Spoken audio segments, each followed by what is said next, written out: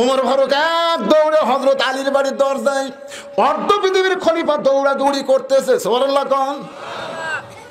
আলী বলতেছেন এই মাত্র কানতে কানতে চলে গেলেন, আবার হাসতে হাসতে কেন আইছেন? বলে তারিখ করব। হোসেন রাদিয়াল্লাহু বলে কিসের তারিখ?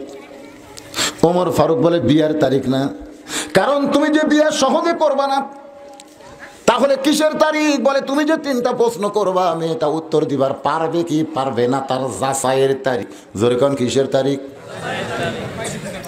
বাগান যাচাইয়ের তারিখ হয়ে গেল। ডান পাশে হযরত ওমর বসেছে, বাম পাশে হযরত আলী, মাঝখানে হোসাইন, সামনে একটা চাদর দেওয়া হয়েছে, চাদরের ওই পারে ওই 18 বছরের যৌবন মেয়েটা বসে গেছে। একটু মনোযোগ দিয়ে শুনবেন।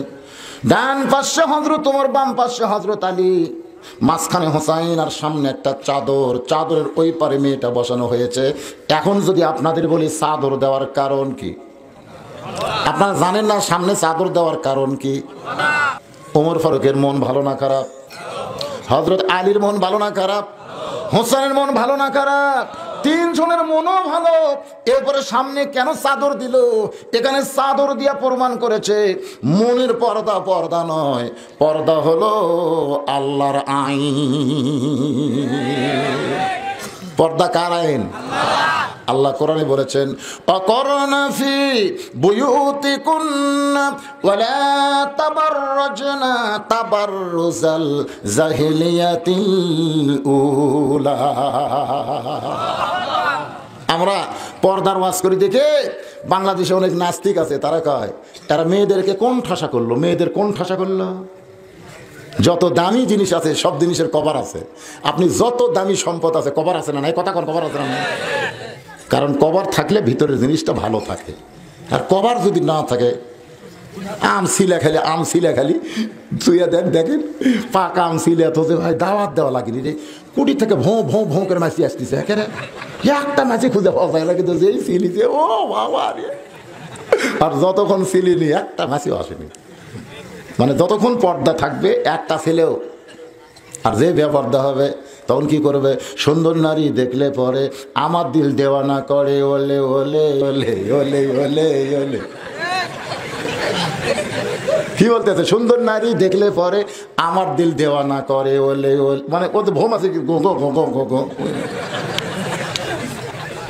আমার মায়েরা, ও মা, পর্দার অন্তরাজে বসে আছেন মা। আল্লাহ কোরআন কারিমের মধ্যে বললেন মেয়েরা তোমরা ঘরের ভিতরে থাকো, ঘরের বাহির হয় না। কোনো প্রয়োজনে যদি ঘরের বাহির হও তাহলে হেজাব নিয়ে, পর্দা নিয়ে হও। ওই জাহিলি যুগের মেয়েদের মতন সাজগোজ করে বের হওয়ার পারমিশন মুমিনা নারীর নাই, এই হুকুম কার? বর্তমানে আমাদের বাংলাদেশের প্রধানমন্ত্রী নারী, বিরোধী দলীয় নেত্রী নারী, স্পিকার নারী, সব নারী। এতগুলো নারী ক্ষমতায় থাকার পরেও আমাদের বাংলাদেশের নারীদেরকে এখনো পুরোপুরি ইজ্জত দেওয়া যায়নি। ধরে কোন কথা ঠিক কিনা? আমার মায়েরা একটু মনোযোগ দিয়ে শুনবেন।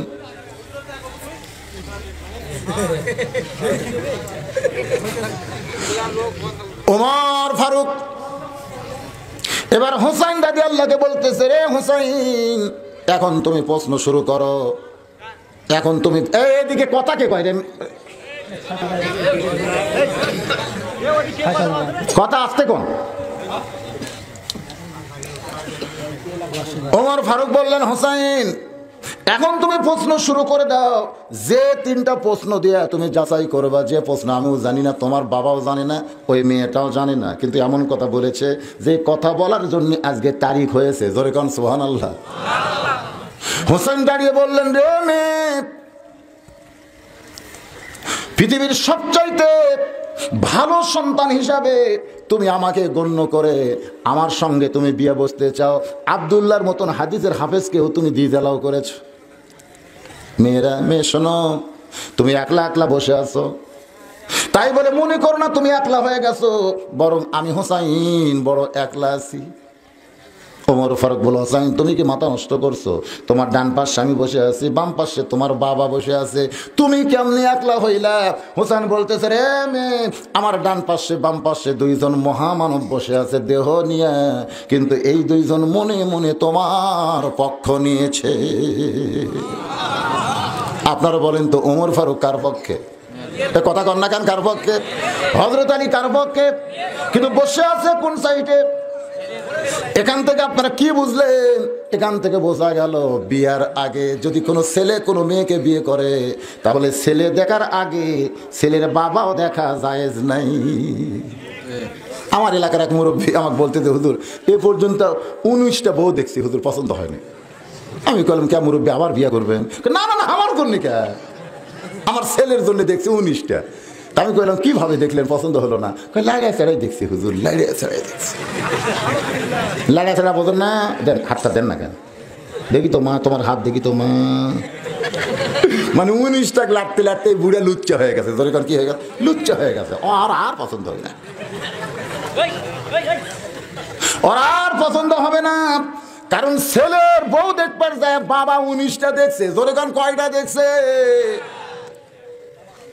আমি বলি আপনাদেরকে শোনেন, হযরত আলী কিন্তু দেখবার পারতো আমার হোসেন যে মেয়েটাকে প্রশ্ন করবে, সেই মেয়েটা দেখতে কেমন। কিন্তু হযরত আলী এইবার বসেছে এখান থেকে ফতোয়া বলতেছে বিয়ের আগে বেটার বউ বাপের জন্যেও দেখা চলবে না। শব্দটা জোরে কর না কেন? আপনাদের দেখার অভ্যাস আছে নাকি? দেখার অভ্যাস আছে? যদি থাকে বাদ দেন। ওমর ফারুক বলে হোসেন এখন প্রশ্ন করো। হোসেন বলতেছে রে মেয়ে, আমার 1 নম্বর প্রশ্ন হলো আমার মাকে তুমি জানো? যেই বলেছে আমার মাকে তুমি জানো, হয়তো চমকে উঠছে। ছেলের সঙ্গে আমি বাবা আসলাম, আর বাবার কথা বাদ দিয়ে মায়ের কথা জিজ্ঞাসা করে। আপনারা কি জানেন যারা ছেলে হবে তারা বাপের চাইতে মাকে বেশি ভালোবাসে, আর যারা মেয়ে হবে তারা মায়ের চাইতে বাবাকে বেশি ভালোবাসে? আপনারা জানেন আল্লাহ রাসূল বলেছেন মেয়েদের টান হলো বাপের দিকে, আর ছেলেদের টান হলো মায়ের দিকে। আপনি যদি আপনার মেয়ের বাড়িতে যান, হয়তো গেছেন দুপুর বেলায়, দেখবেন মেয়ে কত কি করে আপনার সামনে খাবার দিছে। খাবার দিয়ে বলতে আব্বু রাতে কি খাবেন বলেন? আপনি যেই বলছেন মা আমি তো বিকেলবেলা বাড়ি যাব, তাকায় দেখেন মেয়ের মুখটা ভার। আব্বু একটা রাত থাকলে হয় না? আপনি তো আসেন না, একটা রাত কি আমার বাড়িতে থাকা যাবে না? বাবা বলতেছে মা অনেক কাম আছে, আর একদিন এসে থাকবো, আজকের মতো যাই। বাবা যখন বিকেলবেলা রওনা দিছে, মেয়েটা পিছনে পিছনে চলে আসে। বাবা বলতেছে আমার পিছনে কোথায় যাবি? আর যাস না মা, একটু দাঁড়া। মেয়ে যখন দাঁড়াইছে বাবা যাচ্ছে, যত দূর পর্যন্ত বাবা যায় পিছন দিকে তাকায় দেখে মেয়েটা দাঁড়িয়ে চোখের পানি মুছতেছে। আর বাপ যদি ছেলেকে বলে বাবা যাব, ছেলে বলতেছেন চলেন, কিভাবে যাবেন? আমাদের এলাকার এক মুরব্বী মানুষ, বেটার বউ সবসময় স্টার জলসা দেখে, আর নাতি মাইকেল জ্যাকসনের গান শোনে। মুরব্বী চিল্লাই বাড়ি আমার জাহান্নাম হয়ে গেছে, এই বাড়িতে আমি কেমনে থাকবো? ছেলে মন ভার করে রাস্তার ঘরে। একজন বলে মন ভার কেন? কয় বাপ বুড়া হয়, মরেও না, বাড়িও ছাড়ে না, খালি চিল্লা চিল্লি করে। তো বলে কানটা মুখের কাছে দে। কানটা দিয়ে মুখের কাছে দিছে, তখন বলতেছে 3 চিল্লাত পাটা, 3 চিল্লাত পাটা। চিল্লা চিল্লি করে, চিল্লাত পাটা দিয়ে বাড়ি ঠান্ডা হয়ে যাবি। যে বাপের চেহারা দেখলে কবুল হদের সওয়াব, সেই বাপক চিল্লাত পাঠাচ্ছে, ওই শালা দাবি না, বাপক পাঠাবি। আব্বা আপনি তো আব্বা, এবছর বিশ্বে ইস্তেমা 17 জন বুড়া মরছে, 17টা বুড়া। একটা যুবক মরেনি, 17টা বুড়ে মরছে। কেন বুড়া? তোর কক্ষে ঢাকার যা লাগবে রে শীতের মধ্যে। হাসতেছে না, বেটা কয় বাবু চিল্লাত পাঠাবো, আর মেয়ে কানতেছে। আবার কতগুলা বাপ হারামি, জমি দেওয়ার সময় ছেলে দিবে 14 বিঘা, মেয়ে দিবে হাফ বিঘা, হাফ বিঘা দিয়ে বলবি মা তোকে আমি ঠকাইনি, মা তোকে হাফ বিঘা দিয়েছি। চাপাত লাগতি। আল্লাহর কোরআন বলেছে ছেলে যা পাবে মেয়ে তার অর্ধেক পাবে। জোরে কোন কথা ঠিক না? আমি ছেলের 14 বিঘা দিয়ে মেয়ে 14 শতক যায়। তোর ঠকাইনি মা, তোর ঠকাইনি মা, এরকম দিয়া থুয়ে হজ করবার কাছে। আপনারা জানেন দেখ ছেলে 14 বিঘা, মেয়ে হাফ বিঘা দিয়ে হজ করবার কাছে, আর গায়ের সাথে তার শরীর লাগবি, তারই হজ হবি না। এরকম কিছু ফাঁকিবাজ আছে না? না, আল্লাহ রাসূল বলেছেন বাজার থেকে কোনো জিনিস যদি তুমি কিনো, যদি সেটা মিষ্টি হয়, খবরদার বাড়িতে গিয়ে তুমি ছেলের হাতে দিবা না, মেয়ের হাতে মিষ্টির প্যাকেট দিও। বাবা মিষ্টির প্যাকেট যখন মেয়ের হাতে দেয়, মেয়ে প্যাকেট খুলে দেখে 6টা মিষ্টি, 2টা মাকে দিছে, 2টা বাবাকে দিছে, 2টা ভাইকে দিছে। কয়টা ফুরালো? বাপ বলতেছে, মা 6টা মিষ্টি কিনছি, 6টাই যে আমাদেরকে দিয়ে দিলি, তুই কি খাবি? মেয়েটা মুচকি মুচকি হাসের বলে, বাবা আপনারা খাইলি আমার খাওয়া হয়ে যাবে। ভুল করে যদি ছেলের হাতে দেন, ছেলে মিষ্টির প্যাকেট খুলে 2টা মুকুট দিবি। বাপ বলতেছে, তুই 2টা মুকুট দিলে আমাদের খবর কি? বলে, বাজারে কি মিষ্টি নাই? 6টা কিনছেন কেন? আমি একলাই খামো, একলাই খামো। এই জন্য আল্লাহ নবী বলেছেন, কেউ যদি একটা মেয়ের বাবা হয়, একটা জান্নাতের মালিক হবে। 2টা মেয়ের বাবা 2টা জান্নাত পাবে। আর কেউ যদি 3টা মেয়ের বাবা হয়, শুনে নাও, সে আমি নবীর সঙ্গে জান্নাতে থাকবে। মায়ের কথা রাসূল বলেছেন, খেদমত করবো কার? রাসূল বললেন, তোমার মার। ইমাতুস সাদিয়ার কবর, নবীর দুধমার কবর জিয়ারত করে, সেখান থেকে 11 মিটার ফাঁকে ইমাম মালিকের কবর। ইমাম মালিকের কবর জিয়ারত করে জান্নাতুল বাকির পূর্ব কোণার দিকে যখন যায়, জান্নাতুল বাকির পুলিশগুলো দৌড়ে এসে আমাদের সামনে দাঁড়ায়, বলে, মামনু কুল্লু হারাম, এদিকে যাওয়া চলবে না। আমরা চমকে গেলাম, আর অনেকগুলো কবর আছে, আমাদেরকে যাইতে কেন দেয় না? পরে জানতে পারলাম, ওই দিকে না দেওয়ার কারণ হলো, ওই দিকের কোনো এক জায়গায় ঘুমায় আছে আল্লাহ নবীর মেয়ে, নবীর মা ফাতেমা। তার গভীর রাত্রে হযরত আলী তাকে কবর দিয়েছেন। ফাতেমা যখন দুনিয়া থেকে বিদায় নেবেন, তখন স্বামীর কাছে 3টা জিনিস চাইলেন। 1 নম্বর হলো, আমার জানাজার ব্যবস্থা করবেন না। 2 নম্বর হলো, আমার লাশটা খাটনিতে তুলবেন না। আর 3 নম্বর হলো, রাতের অন্ধকারে দাফন করবেন, কবরের খবর যেন কেউ না জানে। ওগো স্বামী, রাতের বেলা মরে যাওয়ার পর এই 3টা কাজ আপনি করবেন। হযরত আলী বললেন, ফাতেমা, তোমার জানাজার ব্যবস্থা যদি না করি, দুনিয়ার মানুষ কি বলবে? নবীর কলিজার টুকরা ফাতেমা মারা গেল, যার জানাজায় লক্ষ মানুষ হাজির হবে, আর সেই ফাতেমার জানাজা কেন করব না? ফাতেমা বলে, স্বামী গো, একটা মেয়ে মানুষের জন্য জানাজার কি দরকার? একটা মেয়ে মানুষের জন্য জানাজার কি দরকার? কারণ লক্ষ মানুষ যদি দোয়াই বলে ফাতেমা ভালো, আর আপনি যদি বলেন আমার ফাতেমা ভালো না, ওই লক্ষ মানুষের দোয়া দিয়ে ফাতেমার 1 তিল পরিমাণ লাভ হবে না। আর দুনিয়ার তামাম মানুষ যদি বলে ফাতেমা খারাপ, আর আপনি স্বামী হয়ে যদি বলেন আমার বউ ফাতেমা ভালো, এক স্বামীর সার্টিফিকেটে ফাতেমার জন্যে 8টা জান্নাতের দরজা খুলে গেল। তাহলে বউ হওয়া ভালো হওয়া লাগবে কার কাছে? জোরে কন্যা, কার কাছে? আমাদের গুলো লব উল্টা কি কয়? লব উল্টা, এগুলো লব উল্টা, উল্টা কয় তুমি, খালি তুমি, খালি তুমি আমাকে দেখবার পারো না। তুমি গোটা পাড়া খুঁজে দেখো, আমার বিরুদ্ধে কেউ নেই, যাও। স্বামী বলতে খালি তুমি আমাকে দেখবার পারো না, যাও পাড়া খোঁজো, আমার বিরুদ্ধে কেউ নেই। স্বামী মনে মনে কয়, করে আমি দেখবার পারি না, আর পাড়ার লোক তোকে দেখতে পারে, তুই কি ওভার ডিউটি করিস নাকি রে?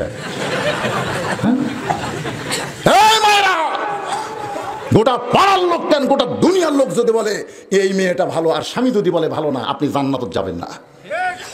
স্বামীর কাছে ভালো হওয়া লাগবে, স্বামীর কাছে। জোরে কোন, কার কাছে? আমার লাশটা খাটনিতে তুলবেন না, কারণ খাটনি কান্দে নেওয়ার জন্য 4 জন পুরুষ লাগবে। আমি হিসাব করে দেখলাম, বর্তমানে ফাতেমার খাটনি কান্দে নেওয়ার 4 জন পুরুষ দুনিয়াতে নেই। আমার বাবা যদি দুনিয়াতে জীবিত থাকতো, মরা মেয়ের লাশের খাটনি বাবা কান্দে নিবার পারত। আমার হাসান হোসেন যদি বড় হইতো, মায়ের লাশের খাটনি কান্দে নিবার পারত। কিন্তু আমার বাবা নবী দুনিয়া থেকে বিদায় নিয়েছে, আমার হাসান হোসেন এত ছোট, মায়ের লাশের খাটনি কান্দে নিবার পারবে না।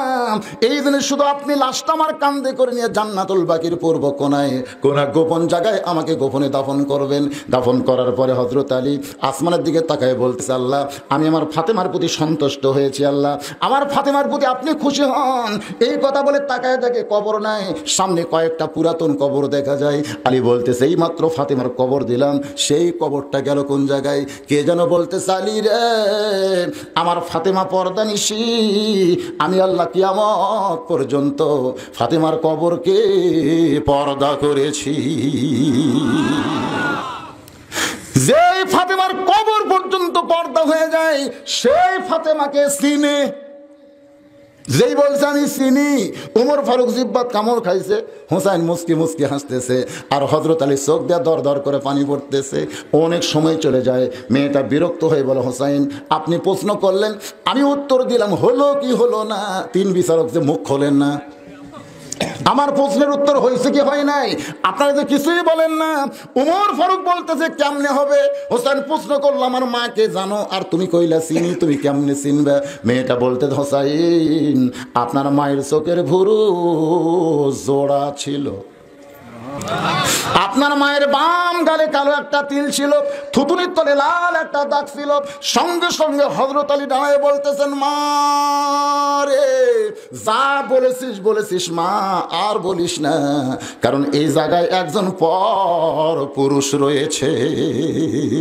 সুবহানাল্লাহ কন না কেন? হযরত আলী মেয়েটাকে থামাই দিয়ে বলতেছে, মা যা বলছিস বলছিস, আর বলিস না, এই জায়গায় একজন পর পুরুষ আছে। আপনারা বলেন তো পর পুরুষের নাম কি? আরো জোরে কন। যে উমর সম্পর্কে রাসূল বলেছেন, আমার পরে কেউ যদি নবী হতো লাকানা উমর, যে উমরের মধ্যে নবী হওয়ার যোগ্যতা আছে, সেই উমর যদি পর পুরুষ হয়, তাহলে মুরিদের বউ পীরের জন্য কি পুরুষ? মুরিদের বউয়ের কাছে পীর কি পুরুষ? কথা কয় না। আপনাদের এলাকার বোধহয় নাই নাকি? আচ্ছা, তাহলে গাছের মাথাতে একটা আজকে একটা গাছ দেখলো, গাছত আপনার তেনা বাঁধবেন কে? গাছত তেনা বাঁধলো কে রে? নাই কি কি কি তেনা বাঁধে কেন বুঝি না কিছু। তেনাফি আরে যাই তেনা বান্ধিস, নামাজ রোজা হজ জাকাত সব শেষ। গাছে কি করে রে? এলা হিন্দুরা গাছ পূজা করে, মুসলমান গাছ পূজা করবে না? আপনারা বান্ধিন না, ওরাই বান্ধিছে নাকি? তাও হতে পারে, কারণ আমরা হিন্দু মুসলমান ভাই ভাই। আমি দেখছি আপনাদের বলদাহার মসজিদ আর মন্দির একসাথে, ধরে ঠিক কিনা? অসুবিধা নেই। আপনারা যখন নামাজের মধ্যে বলবেন ইয়া পড়েন, ইয়া কানা আবুদু ও ইয়া কানাস্তাইন, আলী বলতেন মা মা চোখের ভুরু জোড়া, এটা আমি স্বামী বলতে পারবো। বাম গানে কালো একটা তিল, হোসাইন বলতে পারবে মা হওয়ার কারণে। থুতুনির তলে লাল একটা দাগ, নবী বলতে পারবে ফাতেমা তার মেয়ে হওয়ার কারণে। কি তুমি রোম দেশের একজন মেয়ে কেমনে বললে? কেমনে বললে এই কথাটা? তুমি কেমনে বললে মা? চোখের ভুরু জোড়া, বাম গালে কালো একটা তিল, থুতুনির তলে লাল একটা দাগ। মেয়েটা বলতে, হোসাইন ওই রোমের জেলখানার মধ্যে সকালবেলা 3টা চাবুক মারতো, বিকেলবেলা 3টা করে চাবুক মারতো। ওই চাবুকের আঘাতে একসময় আমি রক্তাক্ত হয়ে আমি একটু বিরক্তের সরে বললাম, আল্লাহ আপনি আছেন আসমানে আর নবী আছে মদিনায়। এই রোমের জেলখানার মধ্যে আমার নিষ্ঠুরতা, আমার কষ্ট দেখার মতন কেউ নাই। এই কথা বলতে বলতে আমি ঘুমিয়ে গেছি। ঘুমের মধ্যে স্বপ্নে দেখি আমার শিওরের পাশে একটা নূরের পুতুলি বসে বসে কাঁদতেছে। আমি কইলাম, কে গো আপনি? জান্নাতের হুরি না বেহেশতের পরি? এমন করে কে কান্দেন? আমার মাথায় হাত দিয়ে বলে, মা আমি জান্নাতের হুরিও না বেহেশতের পরিও না, আমি হলাম জগৎ বিখ্যাত মা ফাতেমা। মেয়েটা বলে, তাকায় দেখি আমার মায়ের চোখের জোড়া ভুরু দেখতে পাই। আমি বাম গালে কালো একটা তিল দেখেছি, থুতুনির তলে লাল একটা দাগ দেখেছি। সঙ্গে সঙ্গে হোসেন বলে, রে মেয়ে, 1 নম্বর প্রশ্নের উত্তর যেমন আশা করেছিলাম, তার চাইতে তুমি 100 গুণ সুন্দর দিয়েছ। ওমর ফারুক বলে, আলী ভাই আমার ঘটকালি আল্লাহ কবুল করেছে। হোসাইন বলতেছে, এত সহজ না, একটা প্রশ্নের উত্তর দিলে বিয়ে করব, সেই কথা আমি বলি নাই। 3টার দেওয়া লাগবে। জোরে কোন কয়টা? তবে একটার উত্তর সবাই পারে, একটার উত্তর সবাই পারে।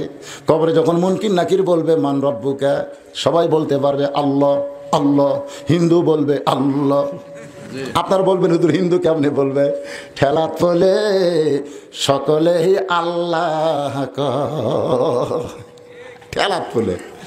যুদ্ধের সময় অনেক হিন্দুরা আমার এলাকা আল্লাহ আল্লাহ আল্লাহ লা ইলাহা ইল্লাল্লাহ লা ইলাহা ইল্লাল্লাহ, মানে পাকিস্তান আর্মি দেখলে মুসলমানের আগে ওরা জিকির শুরু করে দেয়। তা আরবিরা কয় বিলকুল ঠিক হয় ঠিক হয় ঠিক হয়।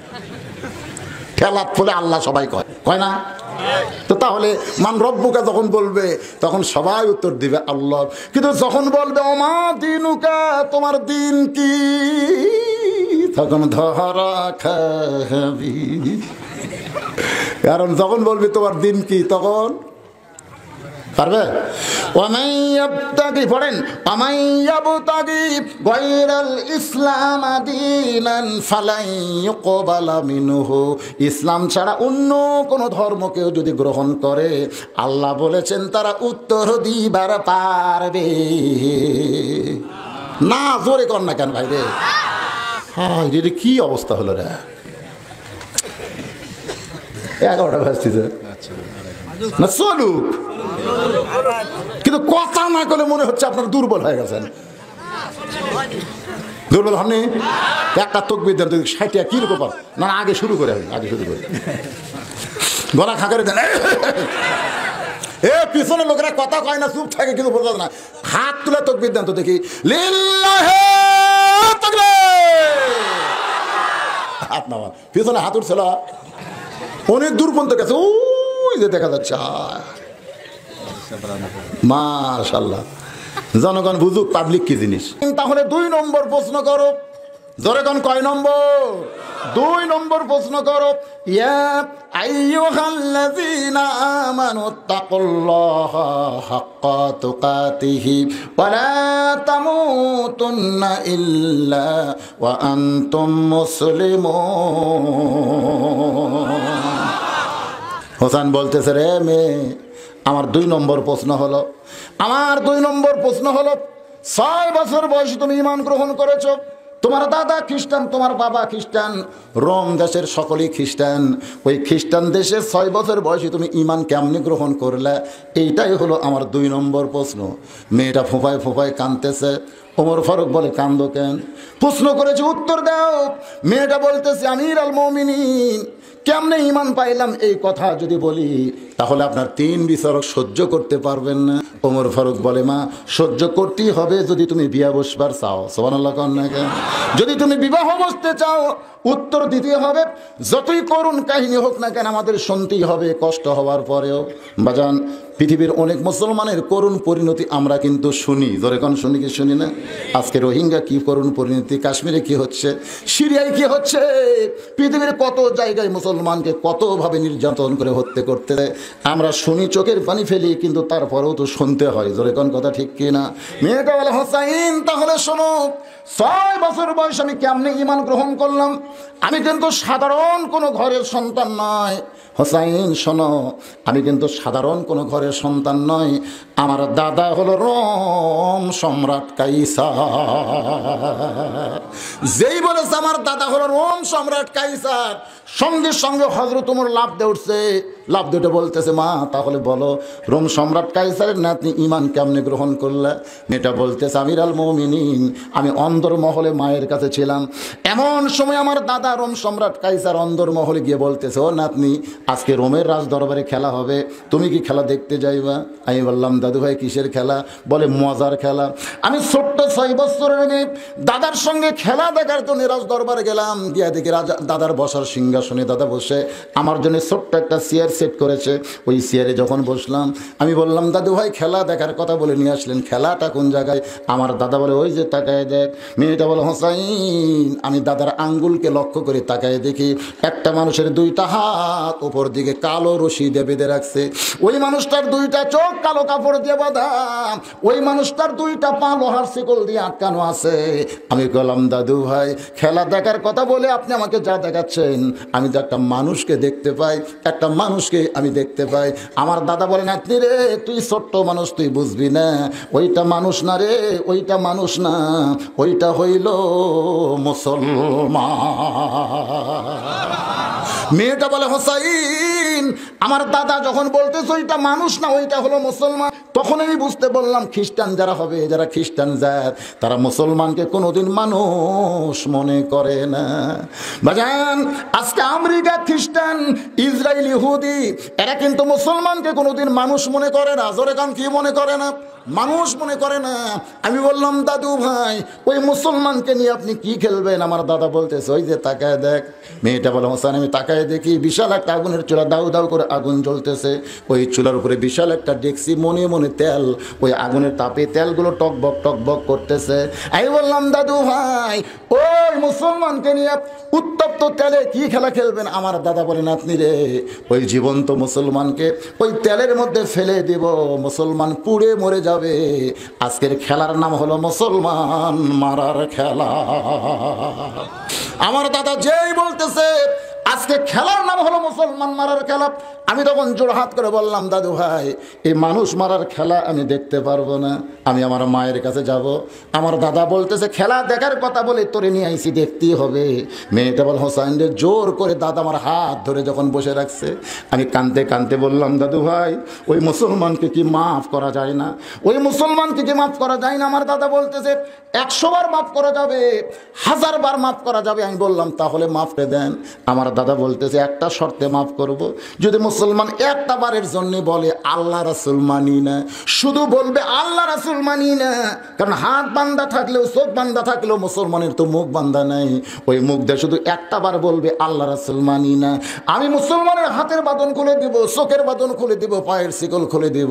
মেয়েটা বলে হোসাইন আমি মনে করলাম হয়তো মুসলমান বাঁচার জন্য বলবে আল্লাহ রাসূল মানে, এই কারণে দাদার কাছ থেকে উঠে গিয়া ওই মুসলমানের পায়ের সামনে দাঁড়িয়ে বললাম মুসলমান তুমি তো দেখতে পাচ্ছ না আগুনের চুলা দাও দাও করে জ্বলতেছে, তার উপর দেখছি যে তেল টকবক করতেছে।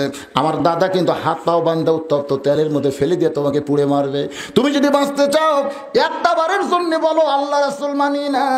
মেয়েটা বলে হোসাইন, সঙ্গে সঙ্গে মুসলমান চিৎকার করে বলতেছে রে ছোট্ট মেয়ে তোমার কাছে জীবনের দাম আছে বলে তুমি জীবনকে গুরুত্ব দাও, কিন্তু একজন মুসলমান যারা হবে তাদের কাছে জীবনের চাইতে ইমানের দাম অনেক বেশি। দরকার হলে আমি গোটা পৃথিবী তালাক দিবার পারি, গোটা পৃথিবী ত্যাগ করতে পারি, কিন্তু এক মুহূর্তের জন্যে আমার নিঃশ্বাস থাকা অবস্থায় আমি আল্লাহ রাসূল কোনোদিন ছাড়ব না। একটু মহব্বতের জিকির হবে লা ইলাহা ইল্লাল্লাহ, লা ইলাহা লা ইলাহা ইল্লাল্লাহু মুহাম্মাদুর রাসূলুল্লাহ। মেয়েটা বলে হোসেন 6 বছরে কেমনি ঈমান পাইলাম শোনো। সঙ্গে সঙ্গে আমার দাদা চিৎকার দিয়ে দাঁড়িয়ে গেল। আমি আশ্চর্য হয়ে দেখি দাদা চিৎকার দিয়ে দাঁড়িয়ে বলতেছে রে সৈন্যরা আর দেরি করা যায় না, ওই হাত পা বাঁধা অবস্থায় উত্তপ্ত তেলের মধ্যে ফেলে দাও। আমি বললাম দাদু আমি যাই। বলে যাওয়ার কোনো দরকার নাই, বস। আমার জোর করে বসায় রাখলো। ওই মুসলমানের হাতের বাঁধন খুলে 2 সৈন্য 2 বগলের নিচে ধরে মুসলমানকে আগুনের চুলার দিকে নিয়ে যাচ্ছে।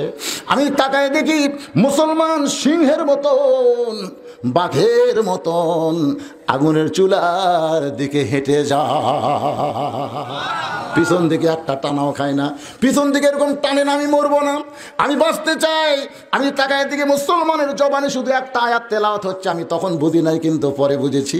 আয়াতটা হলো ওয়ালা তাকুলু লিমান ইউকতালু ফি সাবিলিল্লাহি আমওয়াতুন বাল আহইয়াউ ওয়ালাকিন লা তাশউরুন। একেবারে আগুনের কাছে চলে আইছে। মেয়েটা বলে হোসাইন একেবারে আগুনের কাছে যখন চলে আইছে, একজন জীবন্ত মানুষকে পুড়ে মারবে এই দৃশ্য আমি দেখবো না বলে আমার 2টা হাত দিয়ে আমি চোখ চেপে ধরলাম। আমার 2টা হাত দিয়ে যখন চোখ চেপে ধরেছি, এমন সময় একটা মধুর শব্দ আমার কানের মধ্যে ঢুকতেছে। সেই শব্দটা হলো লা ইলাহা ইল্লাল্লাহু মুহাম্মাদুর রাসূলুল্লাহ। মেয়েটা বলতে তো হোসাইন রে ওই শব্দটা আমার কানের ভিতর দিয়ে আমার কলিজার মধ্যে জায়গা পাইছে। তো মধুর বাণী আমি কোনোদিন শুনিনি। আমি 2টা হাত চোখের সামনে ধরে আছি, এমন সময় আমি দেখতে পাই সুবহানাল্লাহ কোন 2 হাত চোখের সামনে চেপে ধরে আছি, এমন সময় আমি দেখতে পাই ওই মুসলমানের খাঁচা নামক দেহটা, এই দেহর নাম কিন্তু খাঁচা, জোরে কোন দেহর নাম কি? এই খাঁচা নামক দেহটা উত্তপ্ত তেলের মধ্যে পড়তেছে। ওই খাঁচা পড়ার আগে কে যেন খাঁচার মধ্যে হাত দিয়া ওই খাঁচার ভিতরের পাখিটা সবুজ রং ধারণ করে সবুজ রঙের একটা বাগানে উড়ে যায়। আমি দেখলাম ওই খাঁচাটা তেলের মধ্যে পড়ার আগে কে যেন পাখিটা ধরে সবুজ রঙের বাগানে ছেড়ে দিল। আমি এক দৌড় মারলাম, কারণ আমার ভিতরে ঈমান। সুবহানাল্লাহ কোন। আমার দাদা হাত ধরে আছে, কিন্তু একটা মুসরা দিলাম, যখন হাত মুসরা দিলাম দাদার হাত থেকে হাতটা ছুটে গেল। আমি এক দৌড়ে বাড়িতে গেলাম, মাকে চেপে ধরা বললাম, মা লা ইলাহা ইল্লাল্লাহ মুহাম্মদ রাসূলুল্লাহ। আমার মা বলতেছে, তুই না দাদার সাথে খেলা দেখতে গেলি, এই মুসলমানের কলমা কোথায় পাইলি? এই কলমা বললে তোর দাদা তোকে হত্যা করবে, তোর বাবা তোকে মেরে ফেলবে। আমি তখন বললাম, মা এ কলমাওয়ালারা কোনোদিন মরে না। লিল্লাহে তাকবীর। ও মা, এই কলমাওয়ালারা কোনোদিন মরে না। এই কথা বলে আমি দৌড়ে আসলাম। আমি আবার মায়ের কাছ থেকে দৌড়ে এসে আমি তাকায় দেখি আমার দাদা তার সৈন্যদের নিয়ে মাইকেল জ্যাকসনের মতন গান গাচ্ছে আর লাপাচ্ছে, ধিং ধিং ধিং ধিং করে লাপাচ্ছে, আনন্দ করতেছে। জোরে কোন কি করতেছে? মুসলমান মরতেছে আর আনন্দ করতেছে। আমরাও দেখেছি। এবার মাই মুসলমানকে মারে নাই, ভিডিওর মাধ্যমে দেখ নাই, মুসলমানকে হত্যা করতেছে, একটা জীবন্ত মানুষকে হত্যা করতেছে, ওরা গান গাচ্ছে, নাচতেছে। ঠিক একই রূপে আমার দাদা সৈন্যদের নিয়ে মাইকেল জ্যাকসনের মতন গান গাই ধিং ধিং করে লাসে। আমি আসার সঙ্গে সঙ্গে দাদা আমাকে বললো, নাতনি রে ভয়ে দৌড় মারছিস কেন? তোর এত জোর করতে হলো? আমি তোর হাত চাইবা ধরে আছি, তুই ইনকে মশরা মারলি আর আমার হাতের থেকে তোর হাত চলে গেল। তুই কোথায় গেছিলি? এই যে তাকায় দেখ, মুসলমান পুরা ছাই হয়ে গেল। আমি তখন দাদার দিকে তাকায় মুচকি মুচকি হাসি। আমার দাদা বলে, হাসিস কেন, তুই কি পাগলি হয়েছিস? আমি তখন বললাম, দাদা কানার ভাগ্যে ধন মিলে না। সবাই বলেন, কানার ভাগ্যে ধন মিলে না। সামনে পড়ে আছে সোনা, কানা দেখতে পাই না। সামনে পড়ে আছে সোনা, কানা দেখতে পাই না। মাটি মনে করে ফাইলা দেয়, হাতে তুলে নেয় না। কানার ভাগ্যে কথা কর না কেন? কানার ভাগ্যে ধন মিলে না। প্রাইমারিতে ছাত্র দেয়, মাদ্রাসাতে দেয় না। সবাই বলেন, প্রাইমারিতে ছাত্র দেয়, মাদ্রাসাতে দেয় না। কানার ভাগ্যে ধন মিলে না। বেটাকে মাস্টার বানাবার চাই, বেটাকে ইঞ্জিনিয়ার বানাবার চাই, বেটাকে ডাক্তার বানাবার চাই, কিন্তু হাফেজ মৌলবি বানাবার চাই না। কানার ভাগ্যে ধন মিলে। কথা কর না কেন? জোরে কন। কানার ভাগ্যে ধন মিলে না। সামনে পড়ে আছে সোনা, কানা দেখতে পায় না। সোলের হাত ধরে প্রাইমারি যায়, জোরে কন ঠিক কি না? আপনাদের এলাকার সোনার নাম হলো মাদ্রাসা। আরে কানা, ও কানা, বেটাকে নিয়ে প্রাইমারি দিছে, আমার মা তো শরীর নাই। 40 লিখছে, 40 খারাপ হয়ে পেশাব দিয়ে যন্ত্র ধরে আগে লিখছে, স্যার খারাপ হয়ে পেশাব দিয়ে 40 লিখছে। মাথা হাত যেই বসে কেড়ে মারছে দৌড়। আমি আর পাশাপাশি দৌড় ধরে বললাম, কেড়ে কি লিখছিস? চাষা আজকে পেশাব কম, এই জন্য 40 লিখছি। যেদিন বেশি হবি সেদিন 100 লেখমো, 1 লেখা 2 শূন্য দেবো। আমি বললাম, কোন ক্লাসে পড়িস? ক্লাস 2-এ পড়ি। তো কেমনে পেশাব করা লাগে তোর শিক্ষক শিখাইনি? এই পাগলা, কি হয় পেশাব করা লাগে শিখাইনি? বসে থেকে পেশাব করি পাগলা, খারাপ হয়ে মারছিস কেন? কয় চাষা কি কন? হ্যাঁ, প্রাইমারি পেশাবখানা যাই দিকে আমার সারি খারাপ হয়ে করে। ও বাবা, যেটি সারেরা খারাপ হয়ে পড়ে সেটি আপনাকে বেটাক দিছে। আপনি চোখেল আছেন না কানা আছেন? দেখেন, প্রথম যখন আয়াত শুরু হলো, প্রথম আয়াতটাকে আমি কিন্তু 3টা প্রশ্নের উত্তর, অসুবিধা নেই। আপনারা বিরক্ত হচ্ছেন? কেবল বাঁচতেছে রাত 11টা 20, কেবল ওয়াজ হচ্ছে 2 ঘন্টা 10 মিনিট। একটা ওয়াজ হলো, ওয়াজ হলো। সব বক্তারাই এখন 1 ঘন্টা 1.5 ঘন্টা করে, কিন্তু বল রয়েছি টাকা হালাল করে নেয় না। ঠিক আছে, কথা কন না কেন? ঠিক কিনা? যত বক্তা বাংলাদেশ আছে ঘড়ি ধরে 1.5 ঘন্টা করে না, কিন্তু আমি করি 2 ঘন্টা 10 মিনিট হয়ে গেছে, ওয়াজে কিছু হয়নি, কারণ মশান উঠতেছে। কারণ 12টা পর্যন্ত ঠেকান লাগবে, যে ভাবিও কেমন মাইকের ভাড়া ঠিক করে নিছে তো। একটা মাইক পাইছি আজকে, কথা বলে কি শান্তি, কলজা ভরে যাচ্ছে। এলাকার মধ্যে যত মাহফিল হবে এই মাইক নেবেন, আমার দাওয়াত দেন বা না দেন, মাইক নেবেন। একটা ফোন নাই, পা নাই, শো নাই, ধরে কোন কথা ঠিক কিনা? মানে বুড়ে গলা দুয়াল করে ফেলে দিতে ভাই। এর নাম কি রে ভাই? এর নাম কি? ভাই ভাই ভাই ভাই, মাশাআল্লাহ মিল আছে তো দুই ভাই। একটু মনোযোগ দিয়ে শোনেন। মেয়েটা মুচকে হাসি দিয়ে বলতেছে, কি বলতেছে? কানার ভাগ্যে ধন মিলে না, সামনে পড়ে আছে সোনা, কানা দেখতে পায় না, মাটি মনে করে ফাইলে দেয়, হাতে তুলে নেয় না। রোম সম্রাট কাইসার বলে, রে নাতনি, কাকে কানা বলতেছিস? কে কানা?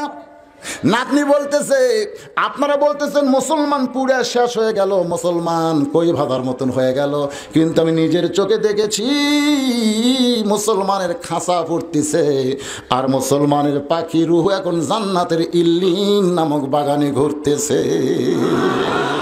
ওয়ালা তামুতুন্না ইল্লা ওয়া আনতুম মুসলিমুন। মেয়েটা বলতে হোসাইন, হোসাইন আমার দাদা চিৎকার করে বলতেছে, রে নাতনি, তুই আমার নাতনি হয়ে তুই মুসলমানের পক্ষে গেলি কেন? মুসলমানের পক্ষে কেন কথা বলতেছিস? আমি তখন সাহস করে বললাম, একজন ইমানদারের সাহস আছে না নাই? হাত বান্ধা, চোখ বান্ধা, পা লোহার শিকল দিয়ে বান্ধা, তারপরে কি বলে, দরকার হলে গোটা পৃথিবী ছাড়বো কিন্তু আল্লাহ রাসূল। তখন আমি বেঈমান ছিলাম। মেয়েটা বলে, হোসাইন তখন আমি বেঈমান ছিলাম, কিন্তু ওই মুসলমান বিদায় নেওয়ার সময় কলমা কইছে, ওই কলমা শুনে কানের ভিতর দিয়ে আমি কলিজার মধ্যে জায়গা দিয়ে আমি ইমানদার হলাম। আমি সৈন্যর দিকে না তাকায়া আমার দাদার কোনো ভয় কলিজার মধ্যে না নিয়ে বললাম, দাদু ভাই, যেই মুসলমানকে হত্যা করলেন ওই মুসলমানের জিদ চলে যাওয়া দেখে আমি এমন ইমান গ্রহণ করেছি। সঙ্গে সঙ্গে আমার দাদা চিৎকার করে বলতেছে, এই মুসলমানেরা কি জাত রে, একজনকে হত্যা করলে আর একজন মুসলমান হয়। আমি তখন বললাম, দাদা ভাই, এই জাতকে মারিয়া কোনোদিন শেষ করতে পারবেন না, এই জাত হলো পৃথিবীর মধ্যে বরকতের জাত। জোরে কোন কথা ঠিক কি না? একজনও মারবেন, 10 জন হবে, 10 জন 10 জন। আপনি জানেন দৈনিক প্রতিদিন আমেরিকাতে 100-র উপরে খ্রিস্টান মুসলমান হচ্ছে প্রতিদিন। আমেরিকাতে আজ থেকে 2 বছর আগে ছিল 8,000 মসজিদ, আর এখন হচ্ছে 22,000 মসজিদ, 22,000। আপনি জানেন দৈনিক ভারতে 150-200 হিন্দু মুসলমান হচ্ছে দৈনিক। আমাদের বাংলাদেশে তো হচ্ছে, মাঝে মধ্যে ফেসবুক খুলে দেখে, অমুক বক্তার হাতে 11 জন, অমুক বক্তার হাতে 3 জন, অমুক বক্তার হাতে 5 জন, হচ্ছে কি হচ্ছে না? তাহলে কমতিছে না বাড়তিছে? নিউজিল্যান্ডে গত বছর শুনলেন না যে একজন খ্রিস্টান নামাজরত অবস্থায় 80 জন মুসলমানকে গুলি করে হত্যা করলো। 80 জন মুসলমান নামাজ পড়তে খেট গুলি করলো আর মরে গেল। পরের দিন পেপারিং হলো যে একজন খ্রিস্টান 80 জন মুসলমানকে মারলো। আল্লাহ কয় 80 জন মুসলমান ফুরে গেল। মাত্র 2 দিন পরে নিউজিল্যান্ডে যেখানে মুসলমানকে হত্যা করেছে ওই জায়গায় 350 জন খ্রিস্টান কোরআন শরীফ হাতে নিয়ে কলমা পড়ে মুসলমান হয়ে গেল। আল্লাহকে কয়টা মারবো রে, কয়টা মারবো? যার কোক মারতেছিস ওরা কি মরতেছে? যাদের মারতেছে ওরা কিন্তু মরতেছে না, ওরা অমর হয়ে জান্নাতে চলে যাচ্ছে, আবার আল্লাহ দুনিয়াতে বাড়ায় দিচ্ছে। মেয়েটা বলে, হোসাইন, ওইভাবেই আমি ঈমান গ্রহণ করেছি। সঙ্গে সঙ্গে হোসাইন বলে, আল্লাহ, আমি 2 নম্বর প্রশ্নের যেমন উত্তর আশা করেছিলাম তার চাইতে মেয়েটা 1000 গুণ সুন্দর দিয়েছে। লিল্লাহে তাকবীর। ওমর ফারুক জোরহাত করে বলতে চালি, রে আসো আমার বুকের ভিতরে, আল্লাহ আমার ঘটকালি কবুল করেছে। হোসেন বলতেছে, এত সহজ নয়, 2টা প্রশ্নের উত্তর দিলে বিয়ে করবো এই কথা বলি নাই, 3টা প্রশ্নের উত্তর দিলে বিয়ে করব, নচেৎ বিবাহ করব। অনেক লোক 2টা প্রশ্নের উত্তর পারতে পারে। যখন প্রশ্ন করবে মান রব্বুকা, বলবে আল্লাহ। যখন বলবে ওমা দিনুকা, বলবে ইসলাম। কিন্তু যখন বলবে ওমান নাবিউকা, তখন যা পারতেছে না। কেন পারতেছে না? ওই মরার সময় একেবারে যেদিন মরবি তার সকালবেলায় দাড়ি কামাছে, এরকম কিছু লোক নাই। এবার ওমর ফারুক বলে, হোসাইন 3 নম্বর প্রশ্ন করো। হোসাইন মেয়েটাকে 3 নম্বর প্রশ্ন করার আগে একটা আয়াত আপনাদের সামনে আলোচনা করব। আয়াতটা হলো কি, একটু খেয়াল করেন, ফেরেশতা জিবরাইল আল্লাহ নবীর কাছে প্রথম যখন কোরআনের আয়াত নিয়ে আসলেন, একটু মনোযোগ দেন, এরই পরে 3 নম্বর প্রশ্ন হবে। আয়াত নিয়ে বললেন, ওগো আল্লাহর নবী আপনি পড়েন, এ করো, আপনি এ করো। একলা মানে কি? আল্লাহ নবী বললেন পড়বো না। ফেরেশতা জিবরাইল বললেন হুজুর পড়েন। নবী বললেন পড়বো না। জিব্রাইল বলতে হুজুর পড়বেন না কেন? আল্লাহ নবী বললেন, জিব্রাইল তুমি পড়তে বললেই পড়বো না, আগে জানতে হবে পড়ার ধরন কি। কারণ পৃথিবীতে বহু ধরনের পড়া আছে, যেরকম আছে না নাই? বহু ধরনের পড়া আছে। তুমি কোন পড়া আমাকে পড়তে বলো, আগে আমাকে জানা লাগবে। অনেকে ব্যাখ্যা করে চানা বেকারি, আমি পড়তে পারি না। আর ইমাম গাজ্জালি বলেছেন, নবী বলেছেন আমি পড়বো না, কারণ নবী নিজেই বলেছেন ইন্নী বুইস্তু মুআল্লিমান, আল্লাহ আমাকে শিক্ষক করে দুনিয়াতে প্রেরণ করেছেন। নবী বললেন পড়বো না। জিবরাইল বললেন কেন পড়বো না, কেন পড়বেন না? নবী বললেন আগে জানতে হবে পড়ার ধরন কি। তুমি যে পড়া আমাকে পড়তে বলে, বাবা এদের এই পড়ার ধরন কি? আমাদের বাংলাদেশে বহু ধরনের পড়া আছে না নাই? ধরন কি? ফেরেশতা জিবরাইল বললেন বিসমি রাব্বিকাল্লাযী খলাক, আপনি সে আল্লাহর নামে পড়েন যে আল্লাহ আপনাকে সৃষ্টি করেছেন। আল্লাহ নবী বললেন আমার আর কোনো আপত্তি নাই, আমি সেই পড়াই পড়তে চাই যে পড়ার ভিতরে আমার আল্লাহরে পাওয়া যায়। আপনারা যারা ছেলের বাবা আছেন, আপনারা কি চান যে আপনার ছেলেটা যে পড়ার মধ্যে আল্লাহ আছে সেই পড়াটা শিখুক? ছাত্র কতজন আছে ভাই? 100 জন আছে। জি, আপনাকে ছেলেদেরকে আপনারা মাদ্রাসা পড়াবেন, লাভ আছে। মরে গেলে যদি খালি জানাজা দাঁড়ায়, আমি দেখেছি ভাড়া করে মৌলবি জানাজা করে দোয়া দিয়ে, আর নিজের সন্তান যখন বাবার জানাজা করে তখন শুধু দোয়া থাকে না, দোয়ার সাথে চোখের পানি পড়ে। জোরে কোন কথা ঠিক কি? ফেরেশতা বলে আল্লাহ কত জানাজা দেখলাম গদগদ করে দোয়া করে শেষ করে দেয়, কিন্তু আজকের জানাজা এত সময় লাগতেছে, দোয়াও পড়ে চোখ দিয়ে পানিও পড়ে। আল্লাহ বলতে তোরকে তো বাপ মাও নেই, তোরা কি বুঝবো?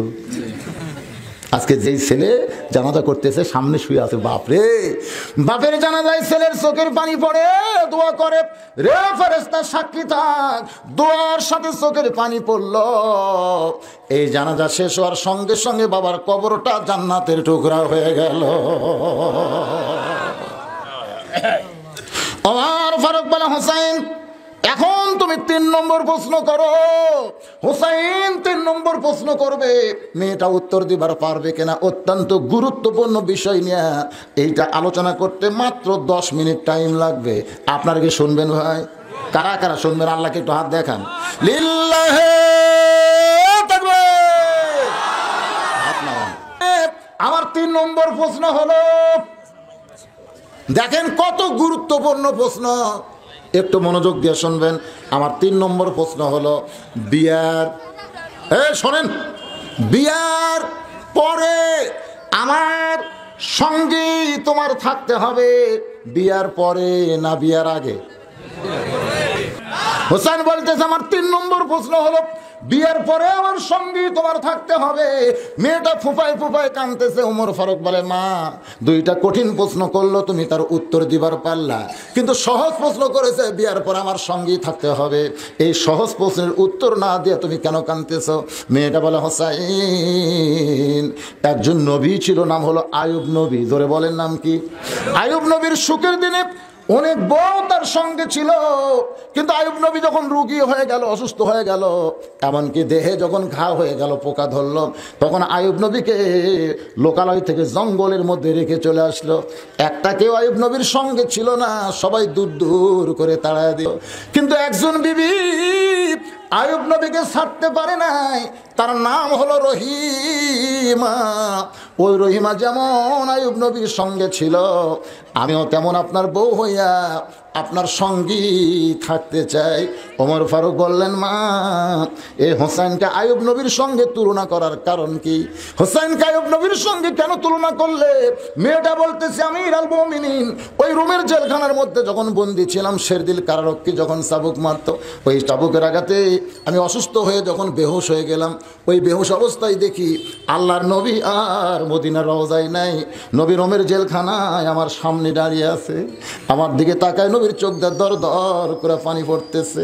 নবী বলতেছে রে রোম সম্রাট কাইসারের নাতনি, ইন্নাল্লাযীনা ক্বালু রাব্বুনাল্লাহু সুম্মা ইসতাকাম, নিশ্চয় যারা আল্লাহকে রব বলে স্বীকার করে শত কষ্টের মধ্যে এর প্রতি যারা ইস্তেকাম থাকবে, তাতানাজ্জালু আলাইহিমুল মালায়েকা, আল্লাহ তাদের জন্য ফেরেশতার মাধ্যমে খবর দিবে, আল্লাহ তাখাফ, তোমাদের কোনো ভয় নাই, ওয়ালা তাহজান, তোমাদের কোনো চিন্তা নাই, ওয়াবশিরু বিল জান্নাহ, রোমের জেলখানায় যদি তুমি মরে যাও 8টা জান্নাতের দরজা আল্লাহ খুলে দিবে। আমি তখন বললাম, নবী গো, যদি জেলখানার জীবনে আমার মৃত্যু না হয়, যদি আমি জীবিত থাকি, তাহলে এই দুনিয়াতে আমার কি কোনো পুরস্কার আল্লাহ দেবে না? নবী তখন বললেন, তুমি কি চাও? আমি তখন সাহস করে বলেছিলাম, একটা মেয়ে মানুষ যদি যুবতী হয়, সেই মেয়ে মানুষের একটা সঙ্গী দরকার হয়। আমার জীবনের সঙ্গী হিসাবে আপনার ছোট নাকি হোসাইনকে আমি একটু পাওয়ার চাই। মেয়েটা কান্দারে বলে, আমির আল মুমিনিন, এই কথা যেই মাত্র বলেছি, তাকায় দেখে নবীর চোখ দিয়া রক্তের মতন পানি পড়তেছে। আমি স্বপ্নে বাধ্য হয়ে বললাম, নবী গো, আপনার চোখ দিয়ে এমন করে পানি কেন ঝরতেছে? আল্লাহ রাসূল বলে, জানিস না রে, তুই তাকে স্বামী হিসাবে পাওয়ার চাস, তার জীবনে একটা করুণ অবস্থা হবে। ওই কারবালার প্রান্তরে বাতিলের বিরুদ্ধে লড়াই করতে গিয়া আমার কলিজার টুকরা হোসাইনকে তারা টুকরা টুকরা করবে, তার দেহ থেকে মস্তক বিচ্ছিন্ন করবে। তুই কি পারবি সেই কঠিন মুহূর্তে তার সঙ্গে থাকতে? আমি স্বপ্নে নবীকে ওয়াদা দিয়েছি, নবী গো, আপনার ছোট্ট নাতি হোসেনের সঙ্গে যদি আমার বিয়ে হয়, যত কষ্টই হোক না কেন আমি তার সঙ্গে থাকতে চাই। সঙ্গে সঙ্গে হোসেন চিল্লায় বলে, আল্লাহ, আমি 3 নম্বর প্রশ্নের উত্তর যেমন আশা করেছিলাম, তার চাইতে মেয়েটা 1000 গুণ সুন্দর দিয়েছে। ওই মেয়েটার সঙ্গেই কিন্তু হোসেন রাদিয়াল্লাহর বিয়ে হলো। ওই মেয়েটার নাম হলো শাহের বানু, যার উদর থেকে আলী আসগর সন্তান হয়েছে, যেই সন্তানকে কারবালার প্রান্তরে ইয়াজিদের দোসরেরা হত্যা করেছে।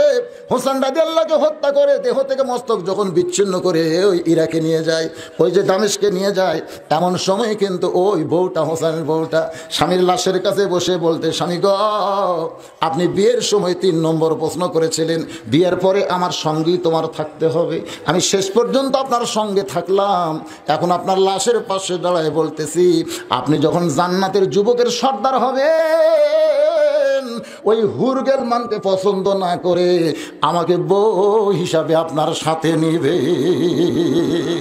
আজকের আলোচনার ভিতরে দিয়া অনেক কিছু আমি আপনাদের বোঝানোর চেষ্টা করেছি, বিশেষ করে 3টা কথা আপনারা বুঝে যান। 1 নম্বর হলো ঈমান, ঈমানের আলোচনা হয়েছে কি হয় নাই। 2 নম্বর হলো হাক আত্তাকুল্লাহ, আল্লাহর ভয়ের কথা বলা হয়েছে। 3 নম্বর হাক্কা তুকাতিহি, যত অবস্থায় যত বিপদে আমরা পড়ি না কেন, দরকার হলে জীবন দিয়ে দিব, কিন্তু এক মুহূর্তের জন্য আল্লাহ রাসূল আমরা ছাড়ব